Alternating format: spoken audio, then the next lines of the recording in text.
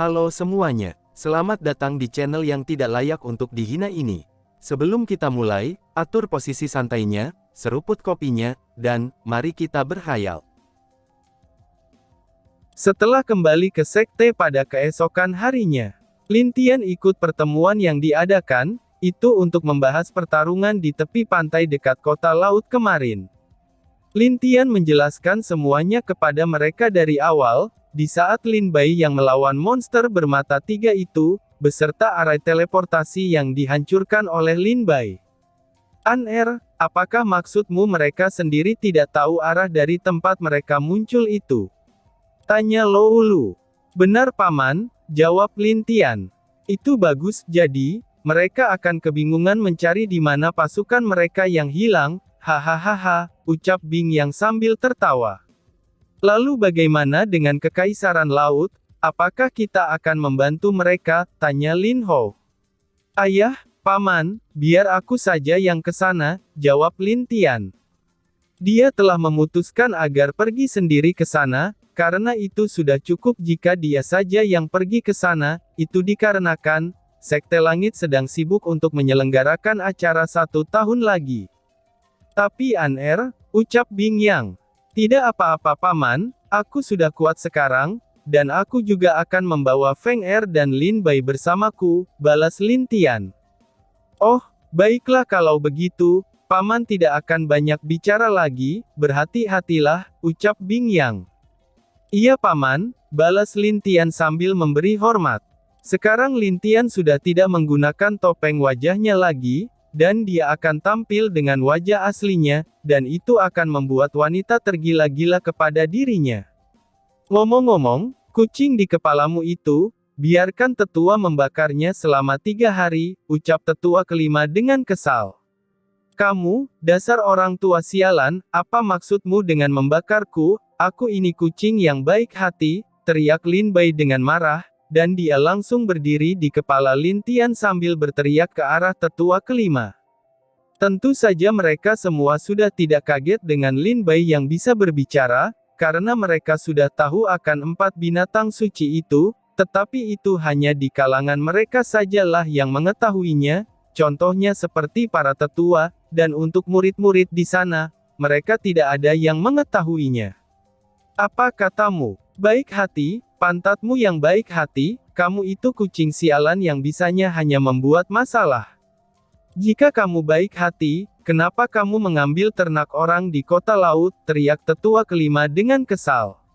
Melihat tetua kelima dan Lin Bai berdebat dan saling memarahi, yang lain hanya bisa menggelengkan kepalanya, karena mereka tahu bahwa, tetua kelima memiliki keluhan dengan Lin Bai ini, itu karena, ikan di kolamnya selalu hilang setiap hari selama Lin Bai berada di sekte itu. Orang tua bangke, apakah ini keluhanmu kepadaku? Heh, asal kamu tahu saja ya, aku hanya mengambil ikanmu sedikit saja, kenapa kamu jadi marah-marah begitu? Teriak Lin Bai dengan kesal, apa katamu? Sedikit, bukankah ikanku akan habis jika kau masih berada di sekte saat itu? Balas tetua kelima. Cih, aku ini kucing baik hati, mana mungkin mencuri terlalu banyak, ucap Lin Bai. Giah, kucing baik hati palalu benjol, okelah kalau begitu, berikan cincin penyimpanan yang di lehermu itu padaku, ucap tetua kelima lagi. Mendengar hal itu, Lin Bai tertegun sejenak, dan ada sedikit kegelisahan di wajahnya.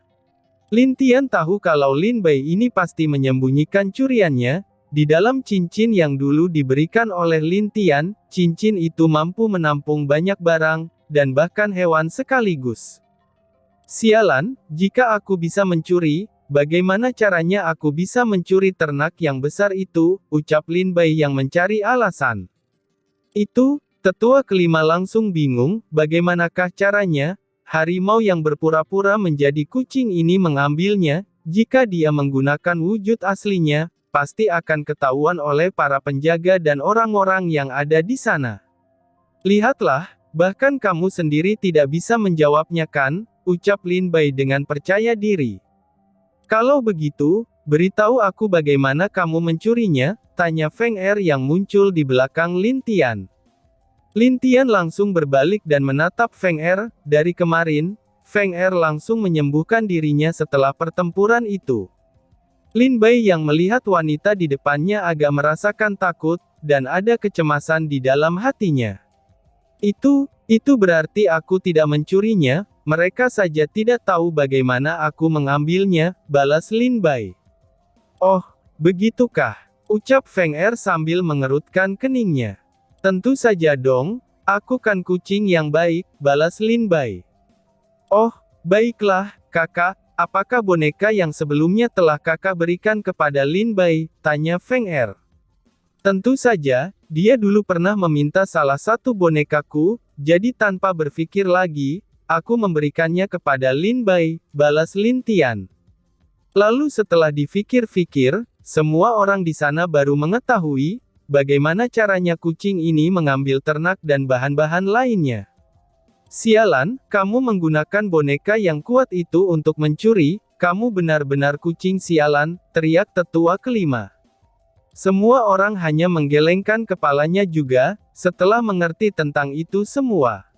Lin Tian juga sedikit mendesah tanpa daya, karena boneka yang dia berikan dan dia kembangkan untuk pertempuran, kini dijadikan boneka untuk mencuri di tangan Lin Bai. Bagus, bagus, sangat bagus, kucing yang sangat baik. Cepat, ikutlah denganku, aku akan memberikan hadiah padamu, ucap Feng Er kepada Lin Bai. Aku salah, maafkan aku kali ini, ucap Lin Bai yang mencoba untuk menenangkan Feng Er. Tidak ada kata maaf-maafan, sekarang juga ikutlah denganku untuk menerima hadiahmu, balas Feng Er sambil menangkap kucing itu yang ingin melarikan diri. Tidak, jangan, kakak, tolong aku, ucap Lin Bai. Lin Tian hanya menggelengkan kepalanya saja, saat Lin Bai berada di tangan Feng Er, kemudian Feng Er menghadap semua orang sambil meminta maaf atas kelakuan Lin Bai. Hahaha, itu bukan salahmu, ini adalah kesalahan kucing itu, cepat bawa dia, dan beri dia hukuman yang setimpal, ucap tetua kelima sambil tertawa dengan bangga. Kamu, dasar orang tua sialan, kamu orang tua yang jahat, teriak Lin Bai. Berisik, ucap Feng Er sambil menjitak kepala Lin Bai yang ada di tangan kanan Feng Er. Aduh, iya, ucap Lin Bai dengan pasrah. Di dalam hatinya, Lin Bai menggerutu, wanita ini sungguh mengerikan jika marah, dan kenapa juga wanita selalu berpikir kalau dia adalah yang paling benar. Kakak, paman-paman semua, aku pamit dulu, ucap Feng Er. Silahkan, balas semua orang. Lalu, Feng Er masuk kembali ke dalam kalung Lin Tian, setelah itu, tetua kelima dan yang lainnya merasa sangat puas, ketika mereka melihat kucing kecil yang tampak menyedihkan itu berada di tangan Feng Er. Hahaha, kucing itu akan menerima akibatnya sekarang, ucap tetua kelima. Benar sekali, itu sudah wajar jika Feng Er sudah marah, balas Lin Tian. Lalu mereka semua tersenyum, dan setelah beberapa lama, mereka membahas kapan Lin Tian akan pergi. Setelah membahas hal tersebut, mereka semua membubarkan diri, dan kembali ke tempatnya masing-masing. Lin Tian telah memutuskan untuk berangkat setelah adiknya terbangun, jadi, setelah memastikan adiknya sudah bangun, maka Lin Tian akan langsung pergi setelah itu. 3 hari setelah kejadian itu, di tempat tidur di rumah Lin Hou yang telah direnovasi, Lin Jiali masih tertidur dengan manis di sana. Di situ ada Lin Tian dan Qi Er yang menunggu Lin Jiali bangun dari tidurnya, sepertinya adik masih tertidur, mungkin sebentar lagi dia akan bangun, ucap Lin Tian. Lin Hou dan Qi Er juga semakin khawatir dengan kondisi Lin Jiali, karena ini sudah hampir 3 hari lebih sejak dia tertidur, tetapi Lin Tian tahu bahwa, tubuh adiknya sudah mulai meningkat dari 3 hari yang lalu. Sayang, menurut dengan apa yang telah kamu katakan, sudah sejauh mana adikmu telah berkembang, tanya Lin Hou. Mungkin sudah jauh lebih kuat dari saat aku kecil dulu ayah, balas Lin Tian. Hah, Lin Hou dan Qi Er agak kaget setelah mendengar apa yang baru saja Lin Tian katakan. Jika benar begitu, bukankah putrinya akan jauh lebih kuat dari mereka juga, sewaktu mereka masih muda dulu? Kalau dengan Lin Tian ini, mereka bisa mengerti, itu karena tubuh dan juga bantuan dari ibu harimaunya pada saat itu. Sebenarnya, mereka juga khawatir tentang bagaimana caranya mereka akan mengajarkan Lin Jiali yang masih berumur 1 tahun, dan juga, mereka tidak tahu teknik apa yang cocok untuknya. Ayah dan ibu tenang saja soal teknik dan juga seni bela diri untuk adik, aku akan memberikan beberapa teknik untuknya dengan cara, menyimpannya di dalam kesadaran ilahi Lier, ucap Lin Tian yang melihat kekhawatiran ayah dan ibunya. Lin Tian memang sudah merencanakan semua yang akan dia lakukan, itu demi masa depan adik kesayangannya ini. Sepertinya kamu memang sudah merencanakan semuanya, ucap Lin Ho sambil menggelengkan kepalanya. Lin Tian hanya tersenyum, ketika dia melihat ayah dan ibunya yang kaget dengan apa yang dia rencanakan. Oh iya, aku juga akan menyimpan teknik alkemis, pemurnian, dan juga arai kepada Lier, itu An-Er lakukan, agar di saat dia memilih apa yang dia sukai dengan salah satu dari itu, sehingga dia bisa belajar langsung hanya dengan membuka apa yang aku tinggalkan di dalam kesadaran ilahinya, ucap Lin Tian menambahkan. Baiklah, sudah lakukan saja apa yang kamu mau, kami tidak akan menanyakan apa-apa lagi soal masalah masa depan adikmu ini, balas Lin Ho. Dia mengerti dengan rencana Lin Tian, dengan apa yang Lin Tian lakukan, maka Lin Jiali bisa belajar sendiri melalui apa yang telah Lin Tian tinggalkan, dan juga, jika dia tidak bisa belajar sendiri, itu masih ada beberapa paman dan leluhurnya yang ahli dalam bidang masing-masing. Tetapi ayah, aku akan tetap membiarkan adikku bebas, walaupun kultivasinya telah maju untuk saat ini, dan biarkan saja dia bermain seperti anak seusianya, ucap Lin Tian. Lin Tian sengaja mengatakan hal tersebut, itu agar ibu dan ayahnya tidak memaksa adiknya untuk terus berlatih. Sebenarnya, dia juga sudah menegur paman-pamannya tentang masalah itu, agar membiarkan Lin Jiali memilih jalannya sendiri. An-Er, bukankah itu sudah wajar jika ada yang memaksa gadis kecil ini berlatih? Dan mungkin ibu akan memukulnya dengan keras jika dia tidak mau berlatih, ucap Ki-Er sambil melihat ke arah Lin Ho. Lin Ho hanya bisa menggelengkan kepalanya, ketika melihat tingkah laku istrinya itu. Kenapa juga dia harus memaksa anaknya sendiri berlatih, gumam Lin Ho di dalam hatinya. Hahaha, aku percaya dengan ibu, ucap Lin Tian. Lalu bagaimana dengan ayah? Apakah kamu tidak percaya dengan ayahmu sendiri? Tanya Lin Ho. Bukannya aku tidak percaya ayah, akan tetapi, Lin Tian lalu membisikkan sesuatu kepada Lin Ho. Bukankah ayah sendiri takut dengan ibu? Ucap Lin Tian dengan cara berbisik-bisik. Mendengar bisikan itu, Lin Ho menjadi kaget dan melihat ke arah Ki-Er, kemudian dia berpikir agak lama, lalu berbisik lagi ke arah telinga Lin Tian. Sebenarnya bukan ayah yang takut, tapi wanita itu lebih mengerikan saat marah, mereka tidak akan pernah mau mengaku kalah, walaupun mereka salah sekalipun, balas Lin Ho dengan berbisik juga. Lin Ho dan Lin Tian kemudian mundur sedikit agak ke belakang, itu agar pembahasan mereka tidak didengar oleh Ki-Er. Apa maksud ayah dengan tidak mau mengalah? Tanya Lin Tian. Kamu akan mengerti saat kamu memiliki wanita sendiri, ayah hanya berharap bahwa, kamu harus berhati-hati dengan wanita, balas Lin Ho. Lin Tian hanya mengangguk mendengar ucapan Lin Ho, dan itu tandanya dia telah mengerti. Lalu, Ki-Er yang merasa aneh dengan sikap mereka berdua, dia mulai marah dan berteriak. Apa yang kalian bisikan berdua? Ucap Ki-Er. Tidak ada bu, tidak ada istriku, balas mereka berdua. Mereka berdua cepat-cepat mendekat ke Ki-Er, dan kemudian menenangkan dia agar tidak marah. Setelah itu, tanpa setahu mereka Lin Jiali telah bangun, dan menangis setelah mendengar ibunya berteriak. Melihat anaknya menangis, Ki-Er langsung menggendong dan menenangkan anaknya. Lin Tian dan Lin Ho juga mencoba bertingkah lucu, itu untuk membuat Lin Jiali tertawa.